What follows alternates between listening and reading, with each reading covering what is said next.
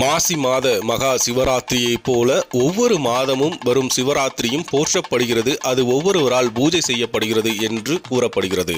சித்திரை மாத தேய்பிறை அஷ்டமி சிவராத்திரி உமாதேவியால் பூஜிக்கப்படுகிறது. வைகாசி மாத வளர்பிறை அஷ்டமி சிவராத்திரி சூரியனால் பூஜிக்கப்படுகிறது.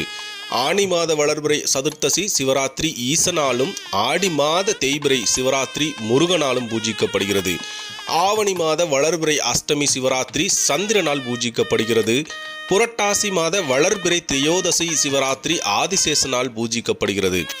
ஐப்பசி மாத வளர்பிறை துவாதசி சிவராத்திரி இந்திரனால் பூஜிக்கப்படுகிறது. கார்த்திகை மாத 2 சப்தமி திதியும் தேய்பிறை அஷ்டமியும் சரஸ்வதியால் பூஜிக்கப்படுகிறது.